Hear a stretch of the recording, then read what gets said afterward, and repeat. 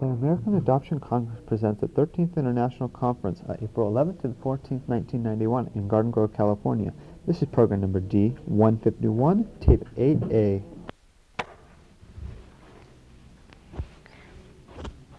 This is the workshop on why search. They call it Why Search for Your Birth Origins and or Your Sons and Daughters. My name is Grace Saranti. I'm an adoptee, reunited adoptee, and an adoptive parent. I have an 18-month-old adopted son on open adoption.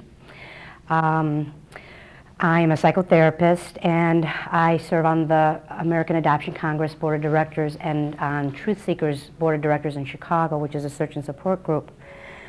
The workshop, I would like to attempt to identify and discuss why we search, some of the reasons why we search, with some emphasis on when you should start a search in your life, and mostly responsibility in a search. I think that's a very big issue that when we decide to search we don't often think about, is that there's a great responsibility involved in it. We're going to talk a little bit about reunions and post-reunion relationships. And as I said, when I'm finished, I would like to, invite discussion among each other, or just questions and answers, whatever you all feel comfortable with. I would like to know somewhat of who's in the group. I know before all of you came, I asked a little bit, do I have adoptees here? Okay, and birth mothers? And adoptive parents? And professionals? Okay, so there's a couple of you who are in the triad and also professional. And I think that's real good to have, a combination of everyone here, because I think the discussion is prompted a little better when we have a diversity of people, from the triad and in and out of it. I'm glad you're all here. I'd like to welcome you to the conference. I hope you're enjoying your workshops. And as I was saying earlier, if you feel this is not the workshop you thought it was, I will not be offended if you want to leave and go to another workshop. I do it myself every year. I think it's a little deceptive sometimes what they put in the book, because we don't write the description in the book. We write what's in the syllabus. And if you read my paper in the syllabus, it is pretty much on target of what we're going to talk about. What they said in the book is more of a step-by-step process, and so if you're here looking for more of a search technique or step-by-step information on how to search, that's really not what we're going to do. There is a workshop on search techniques if that's what you're looking for. Okay. Although I'm a professional and an adoptive parent, I am first an adoptee. So when I speak, of course, my views and opinions and what I feel come from me being an adoptee. Especially since my adoptive child is a toddler, I can speak of new open adoptions and my experience with that. But my emotional sense of being in the triad comes from being an adoptee.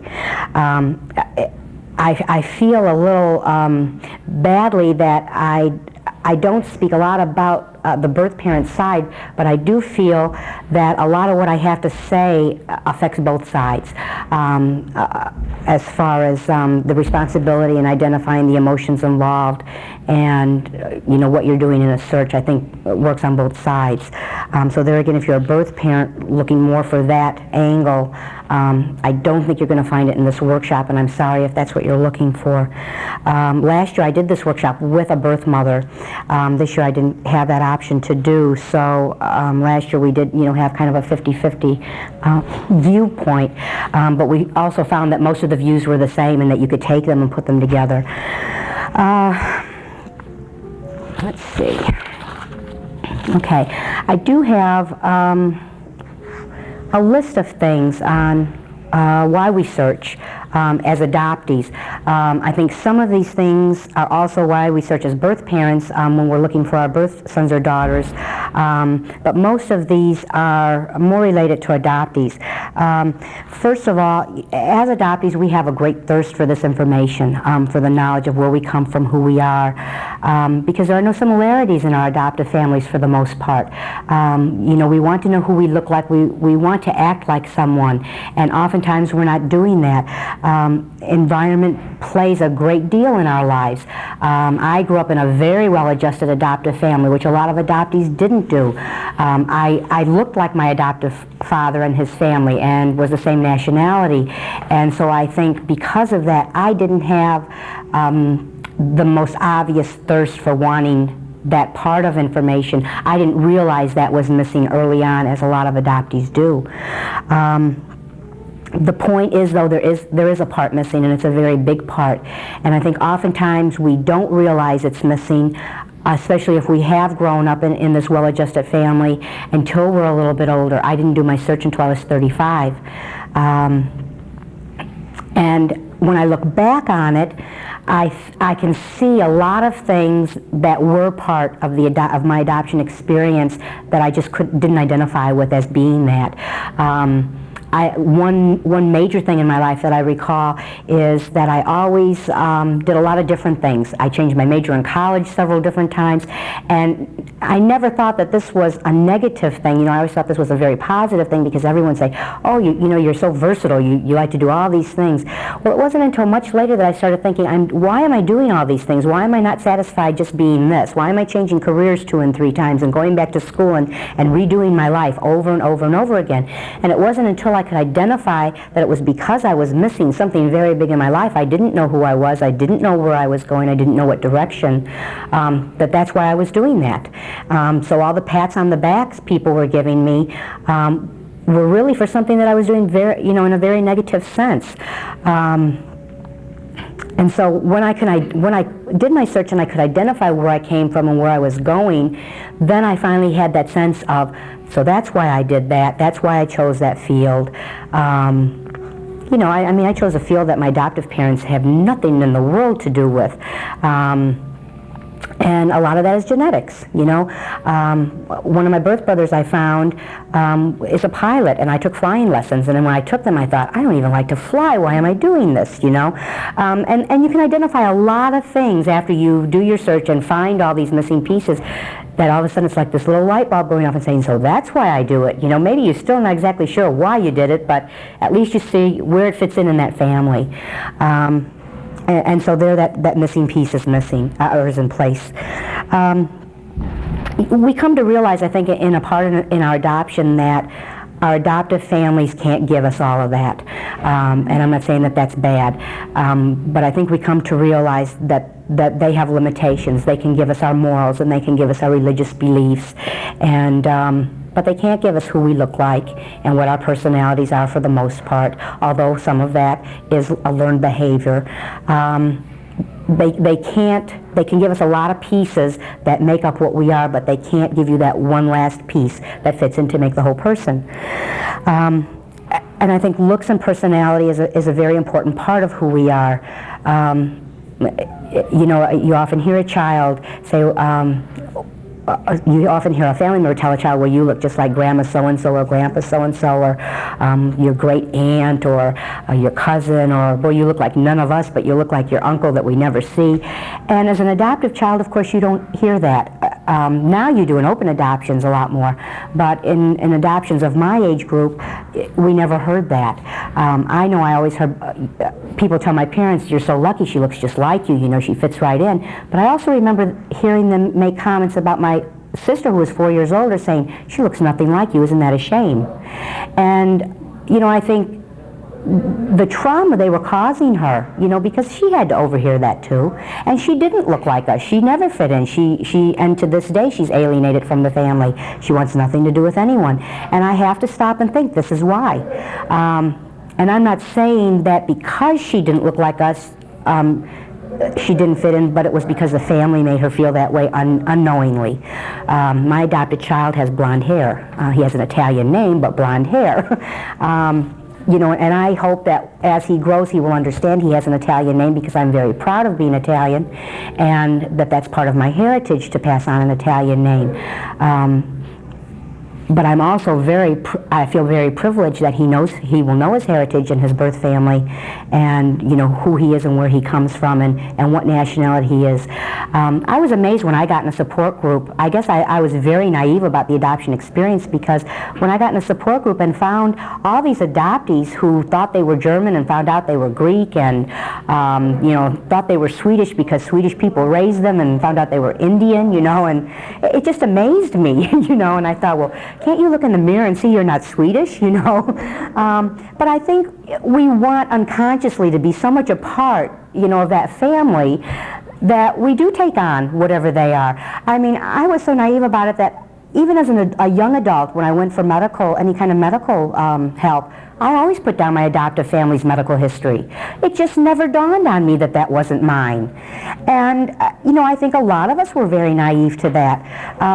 I hear a lot of adoptees now, who say, well, I never felt attached or connected because I had no medical history.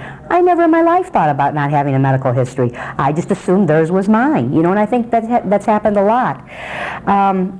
So I think we have a real fundamental right, first of all, to know that information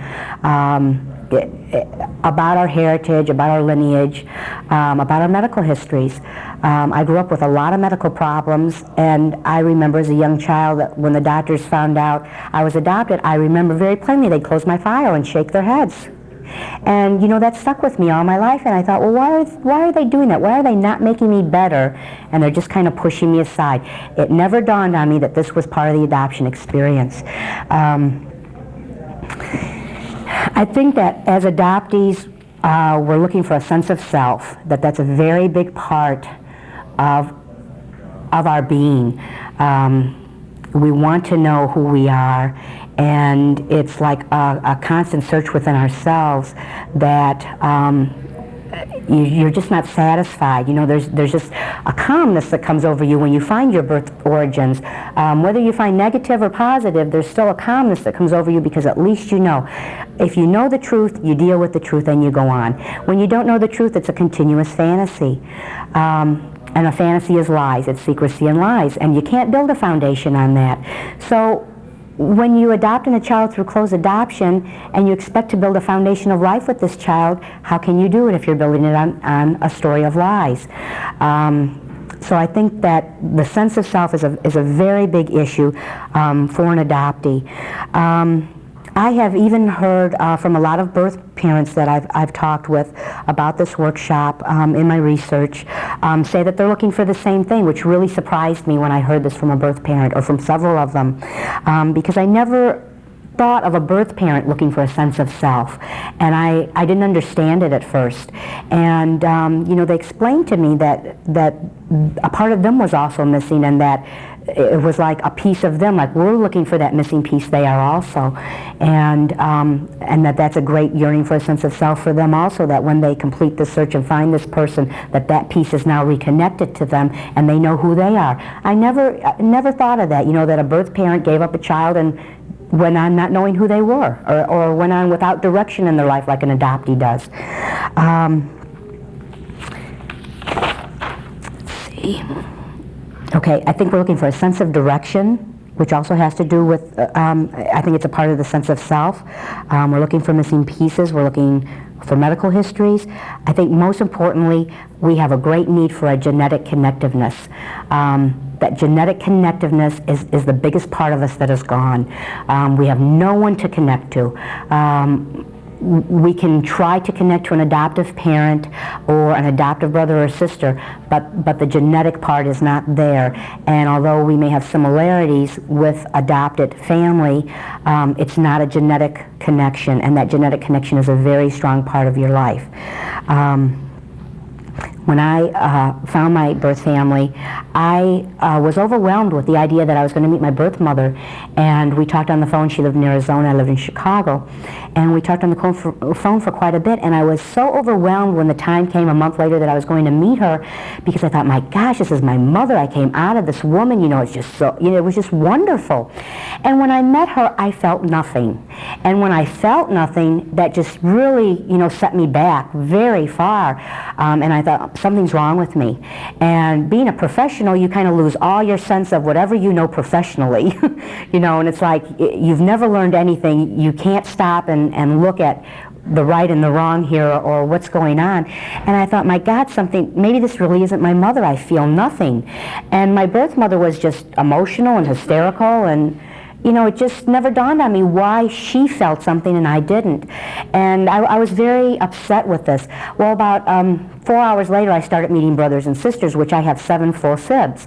And it was instant bonding. There was an instant connect there, and I was just overwhelmed with that. But then several days later, I started thinking, well, why is it with them and it's not with her?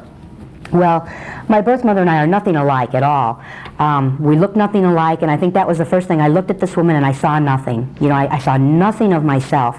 And then as I started seeing her personality, I saw nothing of myself. As I got to know her, I saw a couple pieces of myself, but they were very negative pieces of my personality that I obviously got from my birth mother, and that was very upsetting to me. It was very upsetting to her to find out I was exactly like my birth father, who she later on divorced. So I think we both had a little disappointment there. But when I found siblings, and I think being full siblings, it was so exciting for me because I found siblings who looked exactly like me. One brother and I look like twins, and he's 7 years younger than I am. And we were alike in personalities. We were alike in what we liked. There were so many similarities that I believe that bonding took place because of that. One brother I have that's a few years older than me, I would start sentences and he will finish them. Or we'll have conversations with people and we'll say the same thing at the same time. And that was just amazing to me, because I never knew that before. So I think the genetic connectiveness is a very big issue in adoption for an adoptee, because we want to be connected to someone that we're alike. I think this is where a lot of disappointment comes in when a birth parent or an adoptee find each other and they find that they're not alike. That I think it happens more with birth parents who find children who are just like the birth father and look just like the birth father, and they were never married to the birth father, or he abandoned them or whatever, and there's a lot of problems in the relationship because of that. I think that adoptees have a great need for family and belonging, and I'm not saying that they don't feel that with their adoptive families, because I think a great majority do. As I said, my naivety in it, I didn't know that a lot of adoptees never felt that. I thought everyone grew up like I did in a great adoptive family and felt connected like that with them. So I think even though we had, the ones of us who had that, we still are looking for a need to belong to where we came from. I think sometimes when we find a birth family that we don't feel we fit into, it's even harder for us to accept, because we have found what we thought we were looking for, but we never quite connect with what we thought that fantasy was.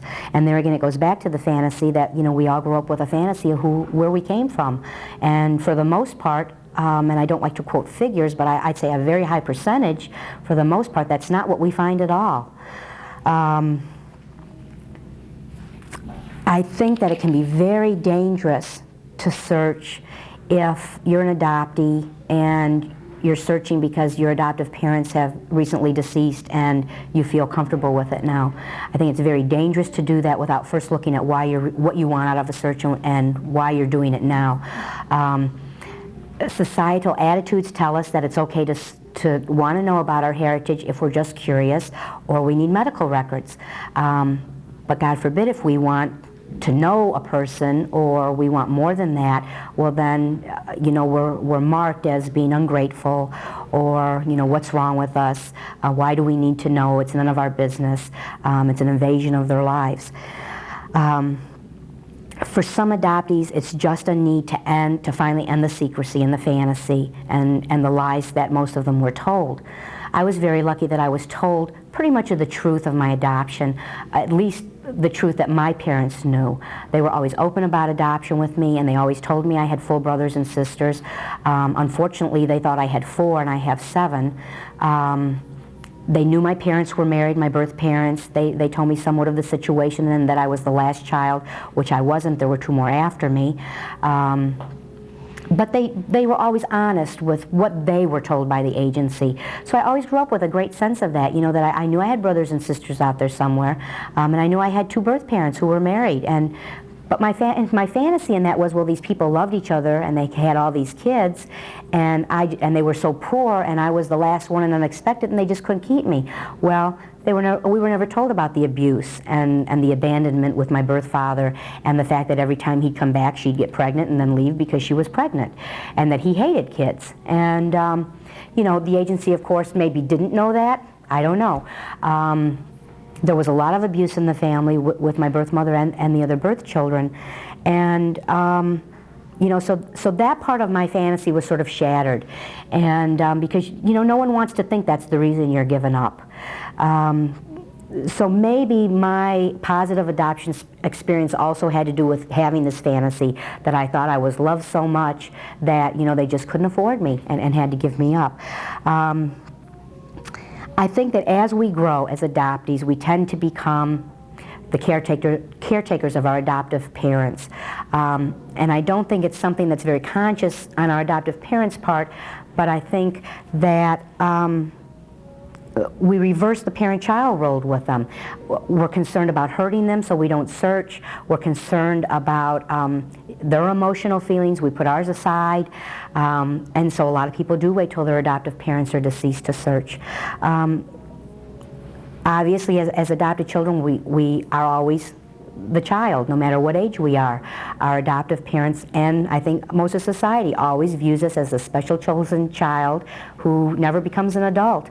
I know when I have arguments with my adoptive father, who's 78 years old, and if I really want to hurt him, you know, I say, okay, I'll be the dutiful little adoptee, you know, and I'll follow whatever you want me to do. And then he sits back and he thinks about what he's said or done to me. And, you know, he knows that I'm not a child, you know, that I'm an adult, and he has to stop treating me like I'm still 10 years old, and that I have something to say as a 40-year-old woman. And so I think we reverse those roles, and because we reverse those roles, it's very hard for us to sometimes start a search. Some of the reasons that we search, and some of these, like I said, pertain to both birth parents and adoptees, but mostly adoptees. And some of these are a little repetitious, but I'll go ahead through the list, is the fundamental right to know our knowledge of our heritage. The genetic connectiveness is very important. An identity, we're looking for an identity. We're looking for our heritage and our lineage. Medical records that we've never had. Some of us are just looking for all the missing pieces, or maybe just one or two of the missing pieces because we're not aware of all of them. The death of adoptive parents.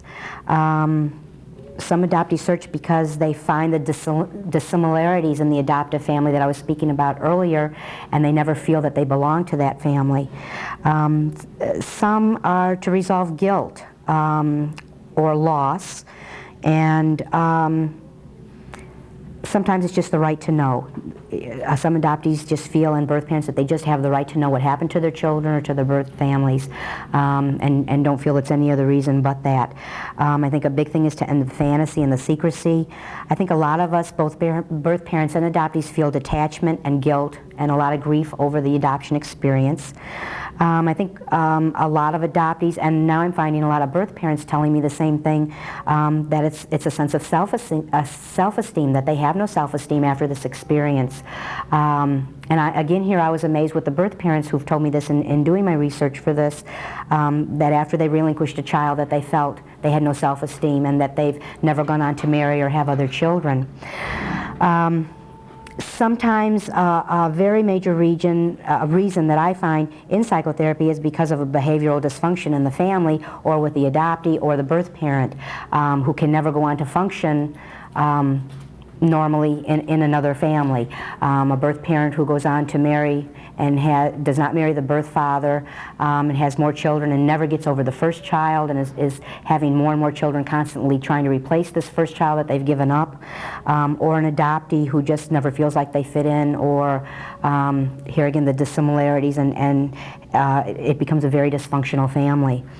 I think a lot of people are looking for a sense of direction, and here again I've gotten this response from birth parents, which surprised me again, because I guess my impression was that birth parents knew they did this and that they could deal with it a little easier than adoptees, so they had their sense of direction and they could go on from there.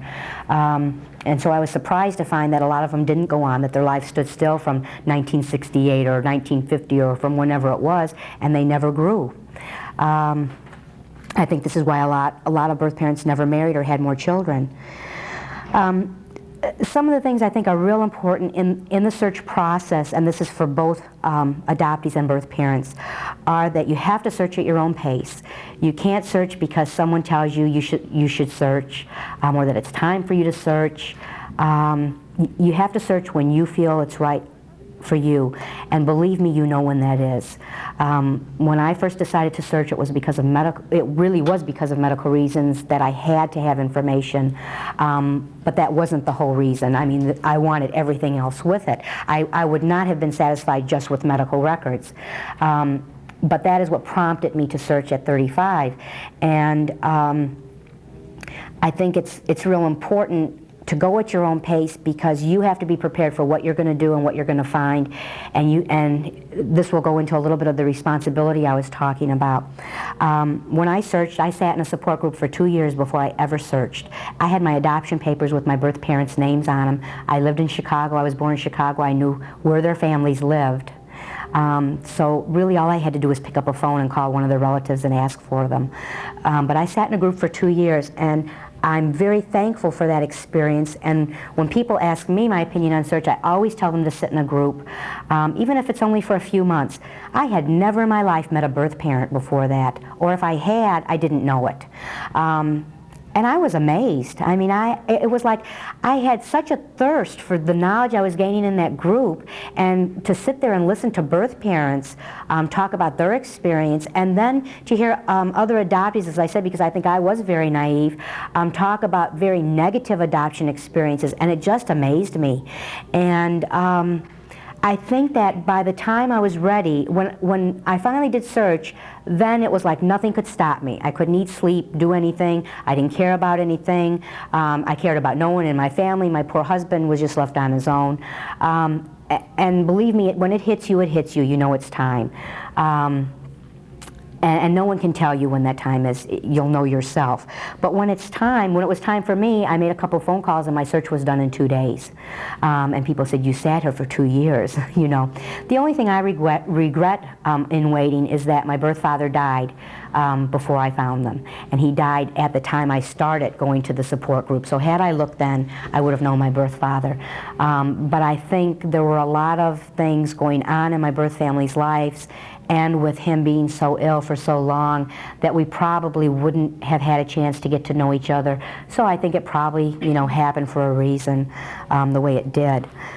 I think it's important for you to ask yourself, am I ready to search, and why? I think it's important for you to get a piece of paper and write these things down, and make a list. Why do I want to? And put down all the things, all the reasons. What am I looking for? What do I want out of the search, and what do I want from the person I'm looking for, or the people or persons I will find. Whether you're a birth parent and you're looking for a son or daughter, you need to ask yourself what you want from them, what you want out of the relationship, or if you're an adoptee, you need to ask yourself the same thing. What do I want? Do I want a parent? Am I looking for a parent? Am I looking for a friend? Am I looking for brothers and sisters? What am I looking for? And I think this is very therapeutic for the person who's doing the searching, because it readies you for whatever you find, whether it's negative or positive.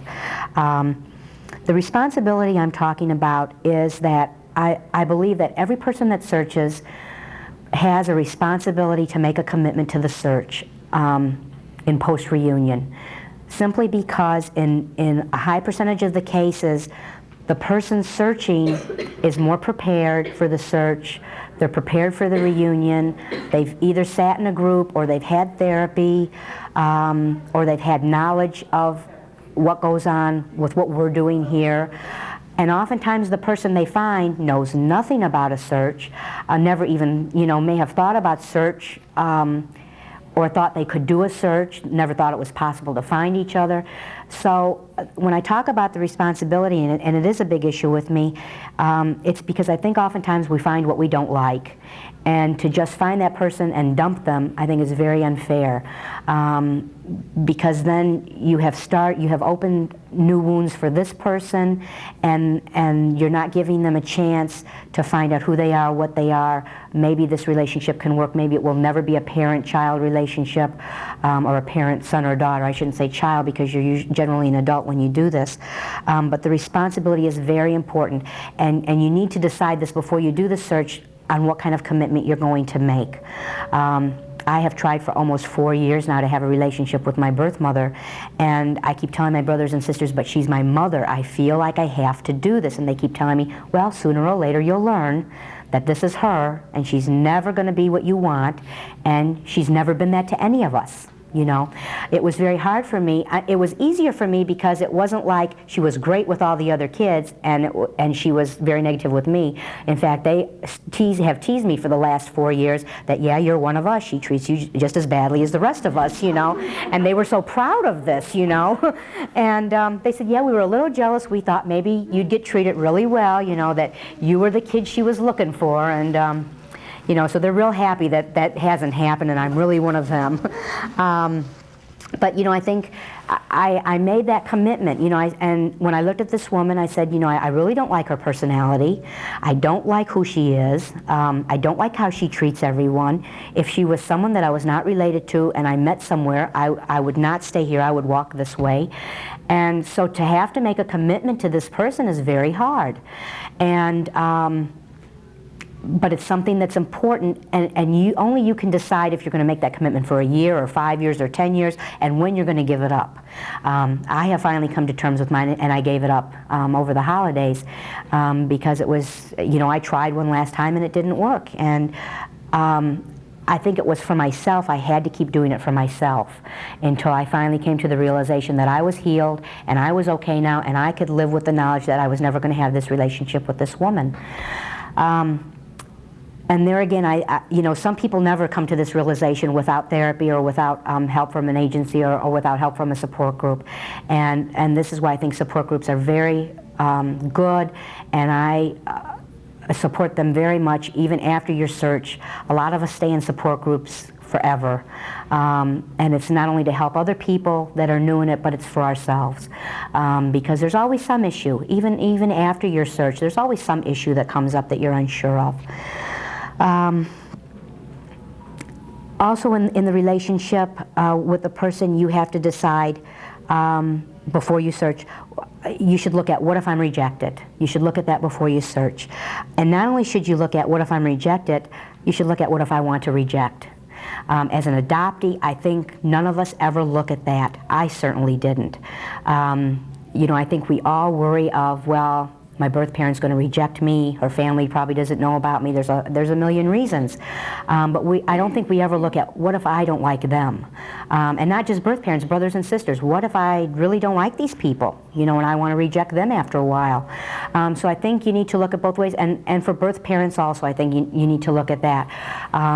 You know, you may want to reject them and they may want to reject you. It's something you really need to be aware of and be prepared for, because you don't know what will happen. And things may go along great for a while and then stop. So it's something that's always there. It's very hard as an adult to take this ready-made family and have these relationships with them, and you know they're your family, you know you're related to them, but you're still not quite sure where you fit in that family.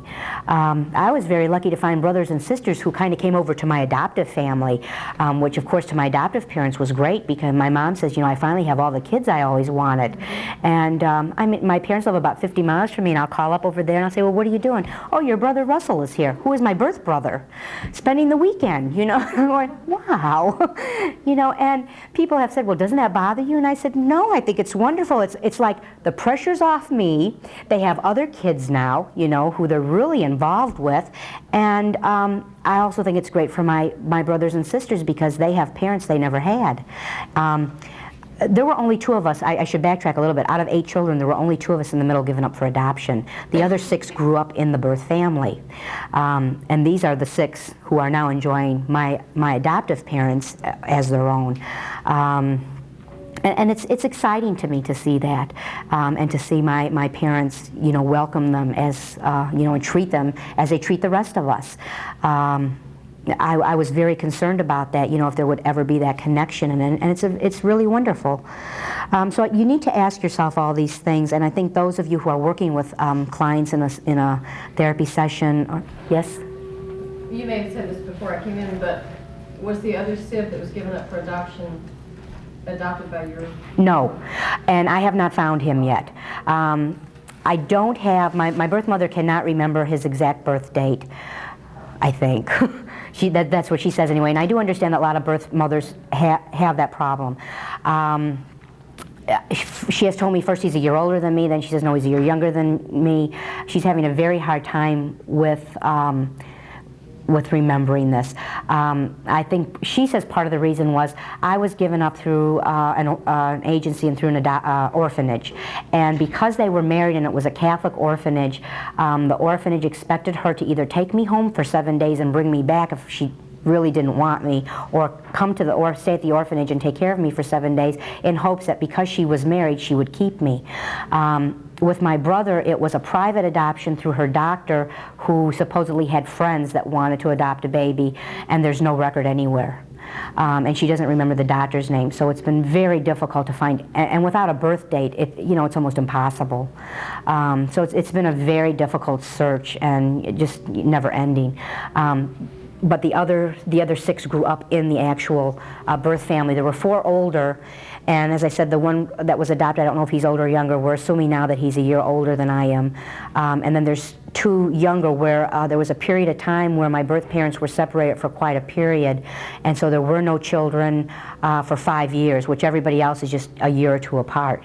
And then there's 2 younger sibs that are 5 and 7 years younger than I am. Yes? You also, in your adopted family, had an older sister who was also adopted? Yes. Not related to me, Right. genetically. Could you just talk a little bit about quality of your relationship with your older sister? At this point or throughout our lives, or? As you were growing up. Okay. I don't think we were ever really close, but I think part of that was just the age difference. Plus the fact that I have a very outgoing personality. I've always had a lot of friends. I've always been a very daring person. People tease me they don't dare me because I do it. Jack, forget you heard me say that. See, Jack knows me, and I know now we'll go back to Chicago and he'll dare me to do something. Yeah, I'm sorry. Why are you sitting in my session? I shoot all the sessions, and the one I want to go to, I go to last. Oh, but you came to mine last year. These are good. Oh, okay, thanks, Jack. I did plant him here so that all of you would think I do good. Anyway, I think a lot of that was the age difference, 4 years. And I think 4 years does make a difference. I mean, when you're 10 and she's 14, and of course all her friends thought I was great, and of course this was a very sore spot with her. And she's a very shy person, extreme introvert, and obviously I'm the exact opposite. I think a lot of the problem was that I looked and acted like my adoptive father and his family, and I think a lot of hearing what the rest of the family said, and I really don't think they said it to be mean. They even say things now. I think it's just the old school of people and what they thought, at that time, and that it was a shame she didn't look like them, and If you're Italian, so am I. They just say whatever's on the yeah, menu. they don't think about it. It's not meant to hurt you. It's not, meant to be derogatory. It's just what they think they say. And my sister is half Italian and she's half Irish, but she looks very Irish. She has red hair, blue eyes, white skin. And, and she didn't look like anyone.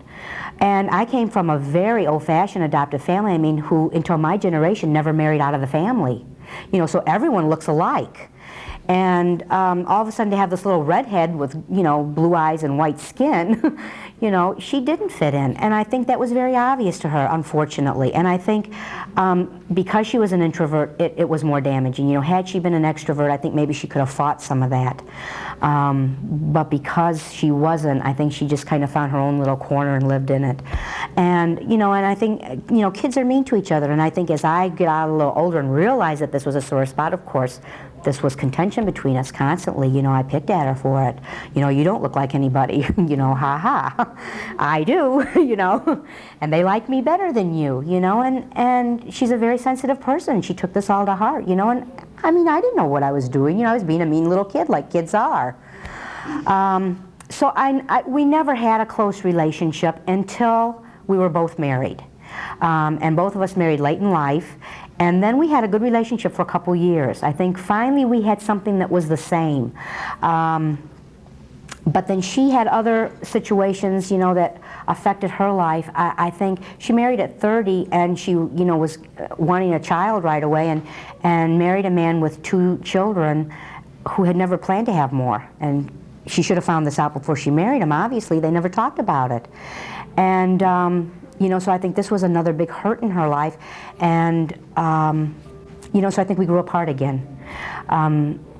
And surprisingly, you know, we talk about genetics, and a point I'd like to make about that is, you know, even my parents, my adopted mom is going to be 80 this summer, so they're 78 and 80. They're from the old school of adoption, you know. My dad will say now, he says, I just don't understand it. I treated you exactly the same. You grew up in the same house. You had the same things. You were treated no differently. Why are you this way and she's that way? This concludes Side A. Please turn your tape over and continue on Side B. The American Adoption Congress presents the 13th International Conference, April 11th to the 14th, 1991, in Garden Grove, California. This is program number D151, tape 5, tape 8B. I know I didn't talk a whole lot about toward the adoptive parent, so for any of you who are, if there's something you'd like me to answer, I'll be glad to.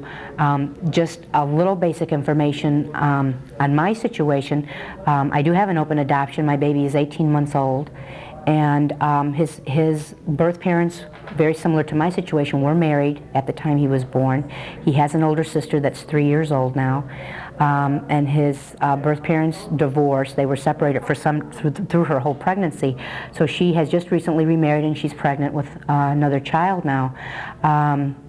But it was very exciting for me, I think, being an adoptee, to have this relationship with this woman while she was pregnant. And it wasn't through the whole pregnancy, because I didn't know about her until very late in her pregnancy. And I was very excited that she chose me. And one of her reasons was because I was an adoptee, and she felt that that was very important, that I would understand what this child might go through. And I know about a week before he was born, she called me several days in a row asking me questions about my search experience and did I hate my mother when I found her. So this was something that was very much on her mind and a very big concern. Since after his birth, we had a lot more connection than we do now. And as I said, there is quite a, we're in the same state, but there's quite a distance between us. I live in central Illinois, she lives in southern Illinois.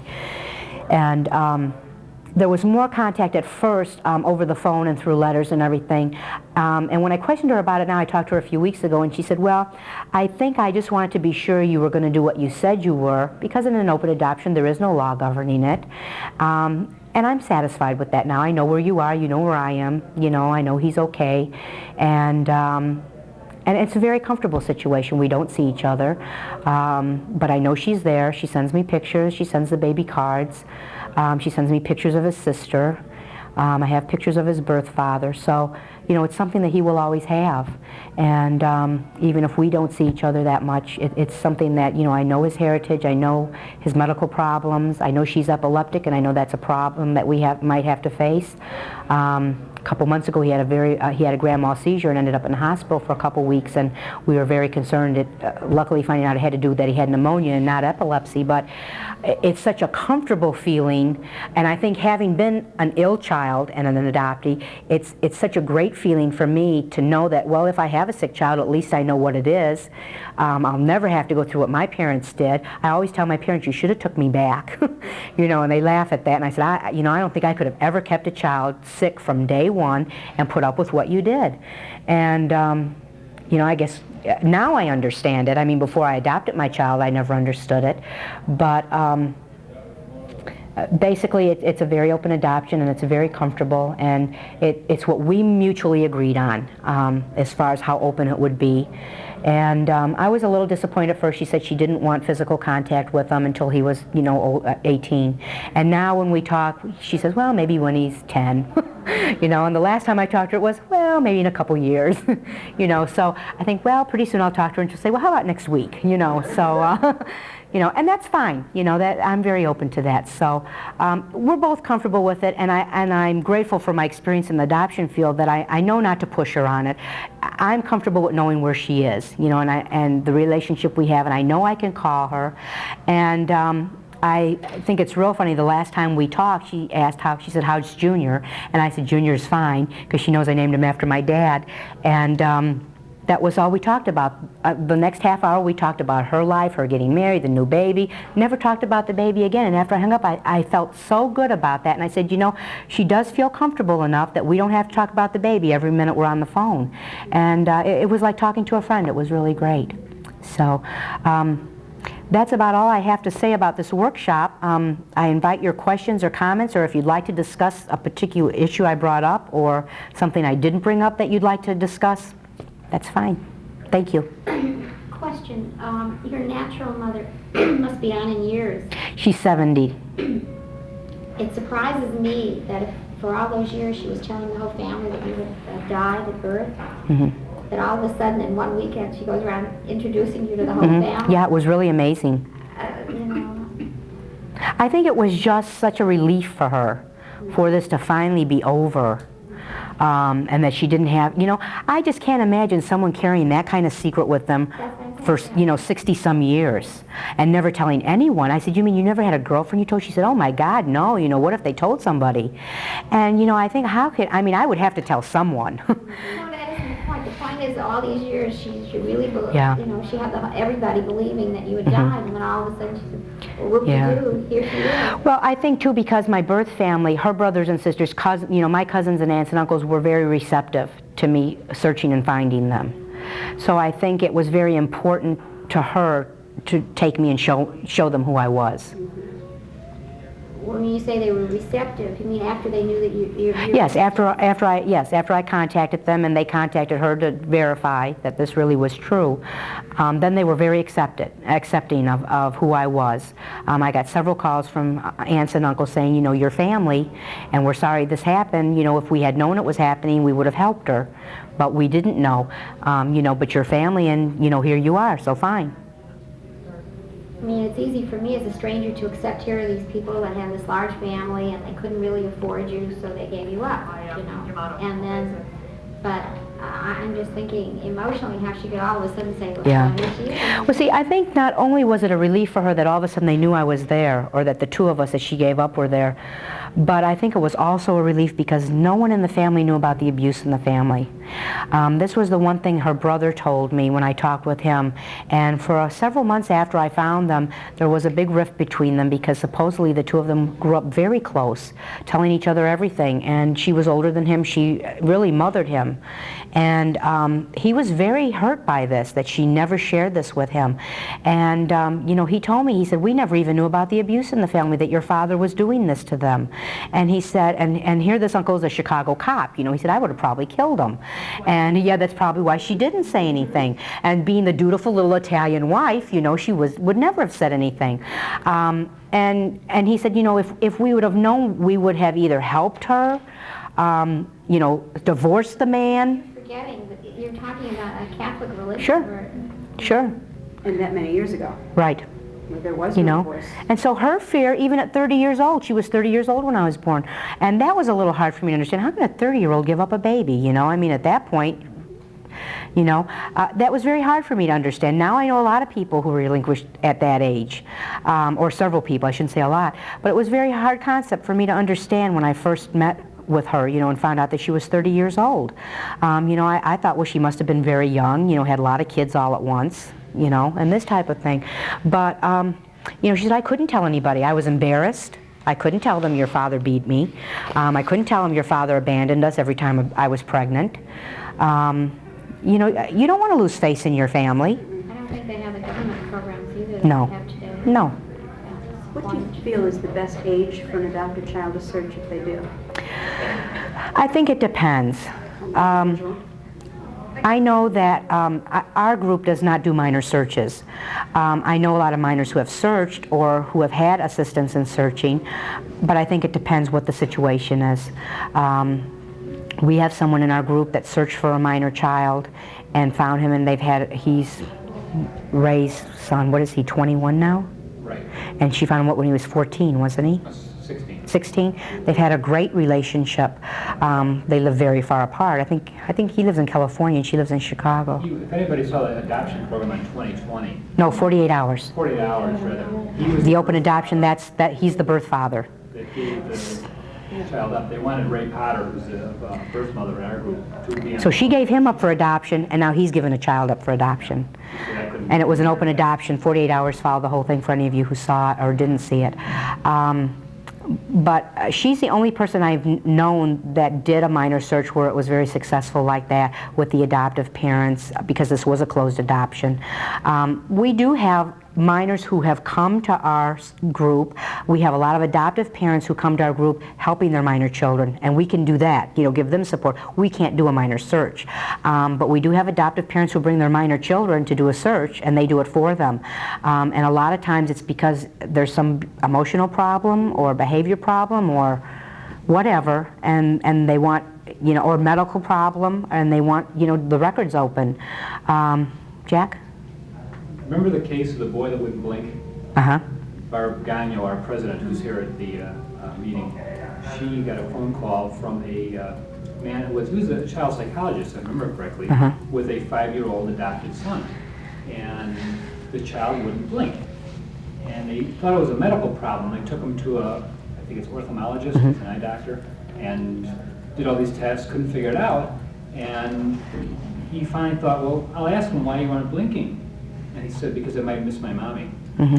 Because he was looking for his birth mother at 5 years old. Right. Because he had been told he was adopted very young, Yeah. like a 3-year-old. The other person in our group that I often tell this story because it amazes me that a child would have this concept, which her child is grown now. I mean, he's in his 20s, and she says that, and here again it was a closed adoption, and she said that whenever they talked about adoption and everything, and she'd say, well, she'd tell him his situation and why they adopted him and all this, and she said one day he asked her, was my mommy pretty? And she said, well, I don't know. And she said he just started crying and got all upset, and she said, well, what's the matter? And he said, well, how could she give me to someone she didn't know? And I mean, that you have to really think about that to an adopted child, that, well, if your mother can just give you to anybody. Especially when you teach them not to talk to strangers. Right, Yeah. And I think, that one makes me very emotional, and I think, to a child, and he was, I don't know if he was, 5 or 6, Sue's son. I don't know if you've heard her tell that story. And, to a 5 or 6-year-old, that's a very hard concept to deal with. I mean, well, if she just gave me away, maybe you're just going to give me away. And she said he would never leave her side after that, she thought he had this constant fear that she would just give him to somebody. So, yes. That's kind of what we're going through with our son. When he was 7, he was saying things like that. Uh-huh. But we're getting nowhere. I mean, we can't do anything. We've tried the doctor that placed him, and we've tried. Uh-huh. Yours is a closed adoption with him? Very close. Okay. Very close. We know practically nothing. We know the obstetrician who placed him with us. He was a friend of ours, and he won't even tell us anything. Really? So it's really hard for us when he says things like that. We know how old she was, and we know what color her hair was. We can tell him that. But as parents, we're very frustrated. Where was he adopted? In what state? Kansas. Can adoptive parents request, they can't request non-identifying, can they? I mean, non-identifying. You mean Adoptive parents can't they? You can request, like we've all requested our non-identifying information before we have done our search, or in the process of a search, which told us, like it told me different things about the height of my parents and their weight and the pregnancy, if she had any problems in her pregnancy or... Now that we could get from the doctor. Yes. Did it go through an agency also? Oh, okay. Okay, then you wouldn't have He's given that. us a few things, but he only saw her once, and so he's even asking. He says, our son says, "What's her name? What's her first name?" We don't know. Yeah. So we're just really frustrated, and we would like to. It's become a thing that I want to find out too. I wonder if you talk to the doctor and if he would give you as much, ask him if he'll give you as much non-identifying information Yeah. as he can, you know, without identifying who she is, at this step anyway. You can always hit on him later, you know, and so that you can sit down with your son and at least say, well, we didn't know her, but, you know, your doctor did, and this is what she looked like, and, you know, something at least. But if he only saw her once, maybe she didn't even give her right name. He doesn't Yeah. have much. He gave us what he had, which wasn't very much, and then he was going to give us more, but he talked to his lawyer before he talked to us. His lawyer said, don't you tell Yeah. him a thing. See, this is the problem with private adoptions, and my child is a private adoption also, but it is not through an attorney or a doctor, which I do oppose because of this reason.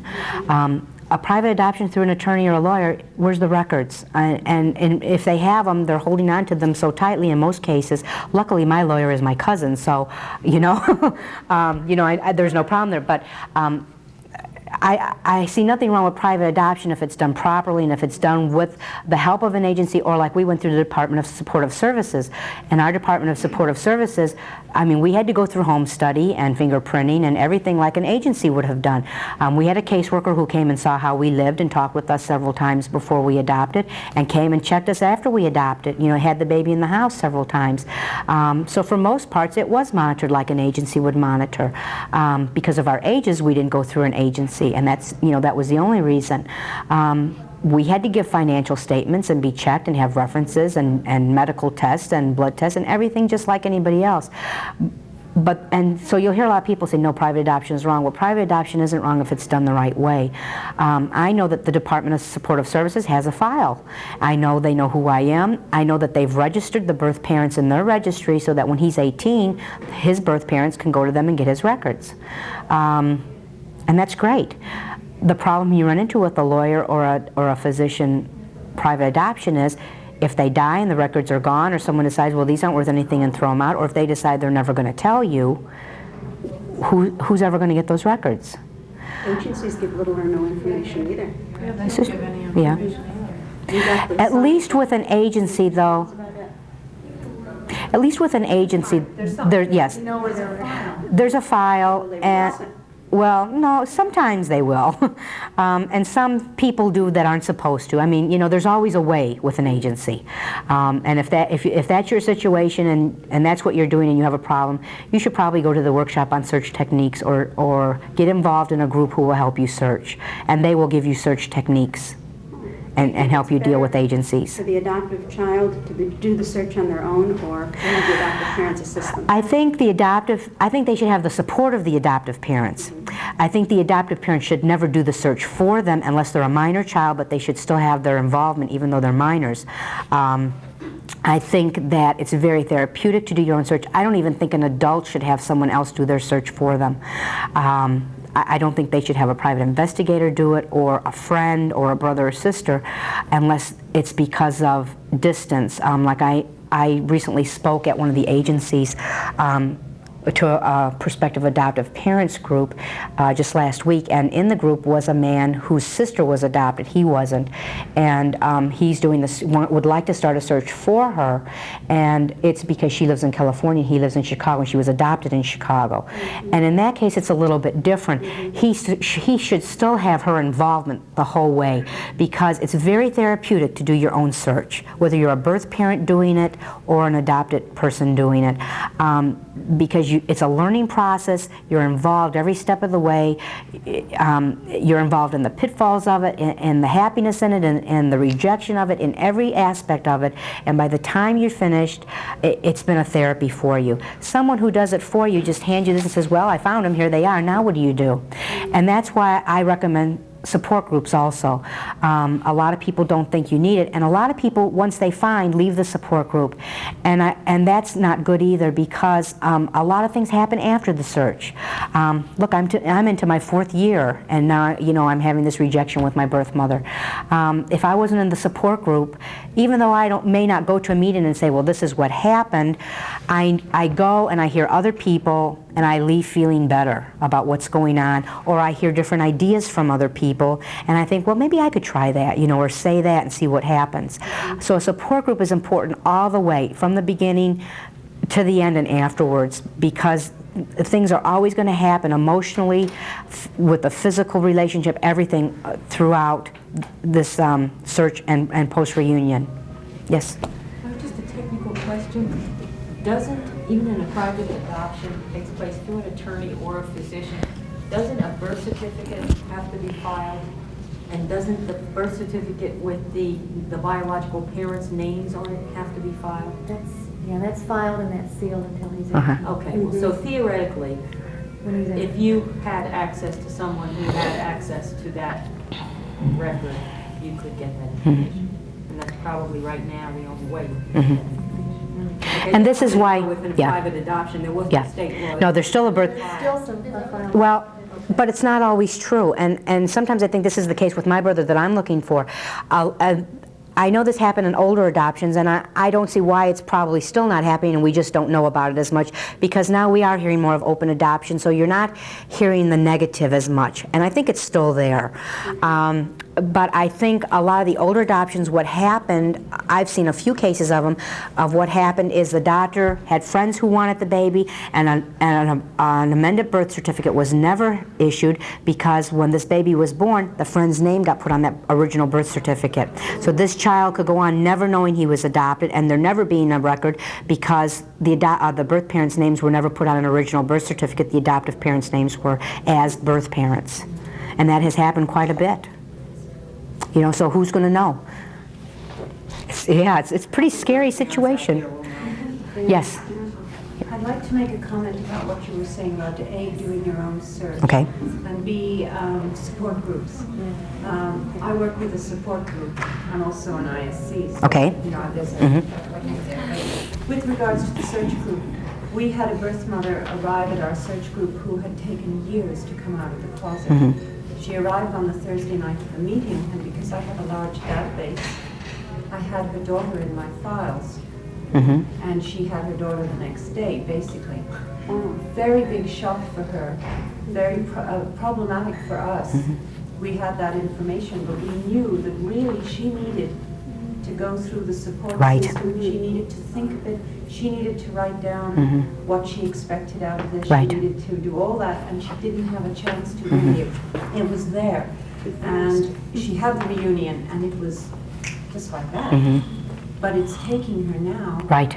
2 years, 3 years or so, because her daughter too had casually put in her name in this data bank. And then, you know, sort of an impulse. She phoned and said, my birth date was so-and-so, my name was so-and-so. Yeah. And it was an instant match. Neither of them had really worked through. I can even tell you one better than that.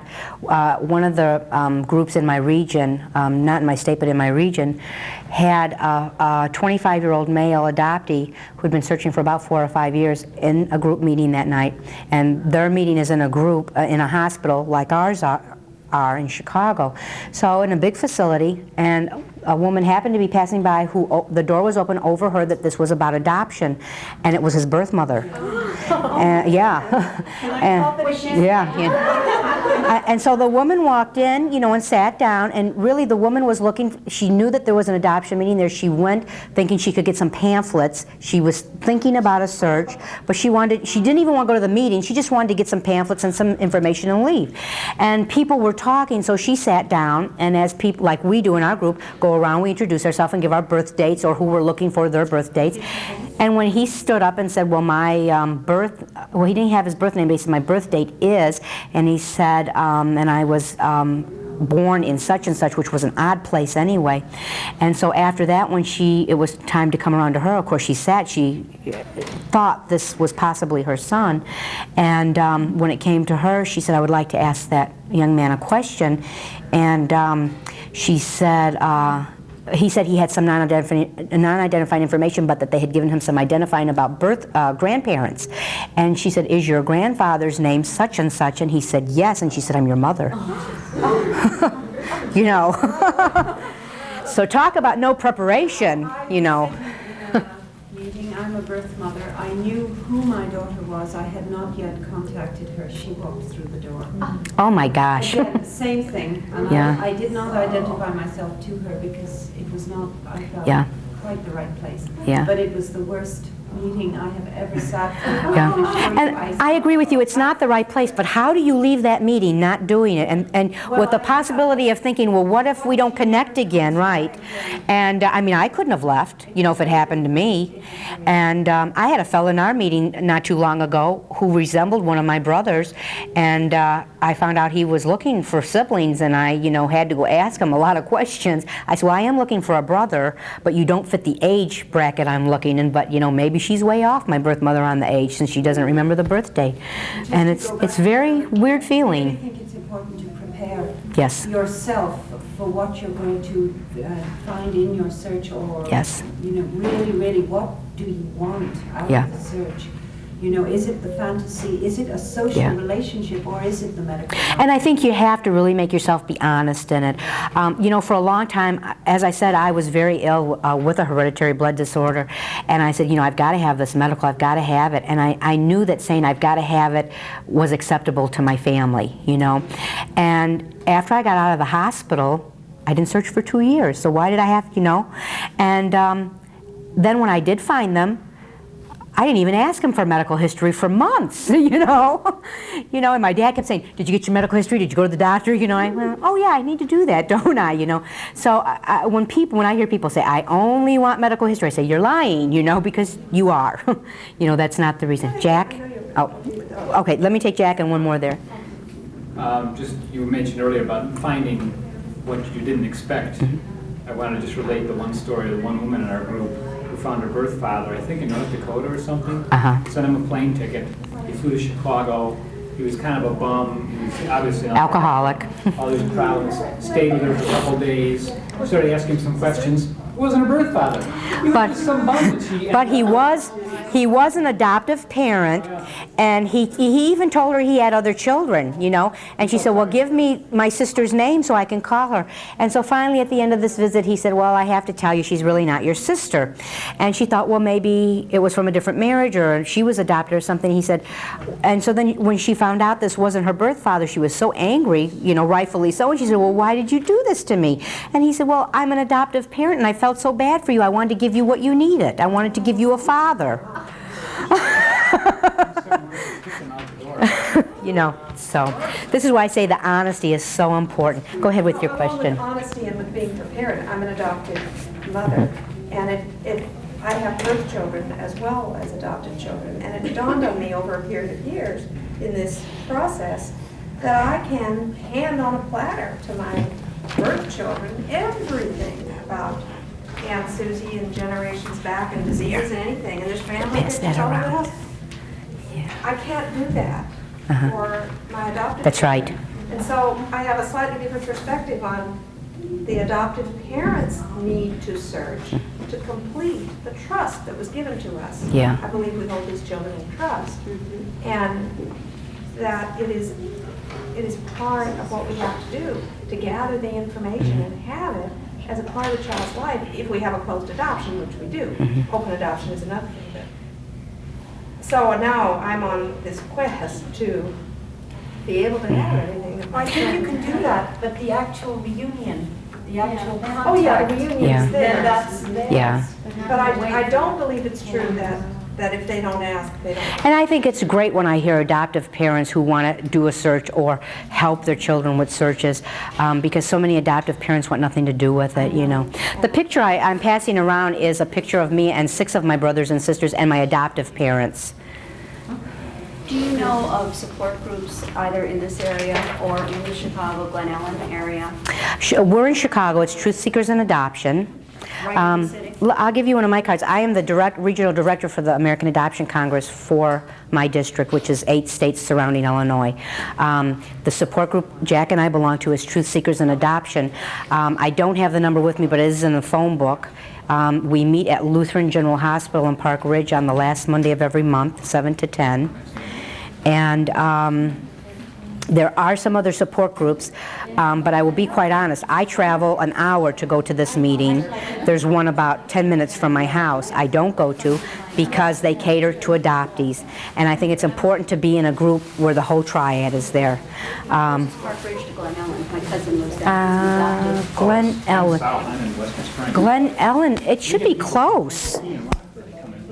Yeah. Indiana even. Yeah. But no, it's right off the Tri-State Tollway on Dempster. 240, is that? 294. Yeah. 294. The phone number is 312. Oh, thank you. Thank you. Thank you. Thanks for coming. Sure. This concludes this session. Thank you.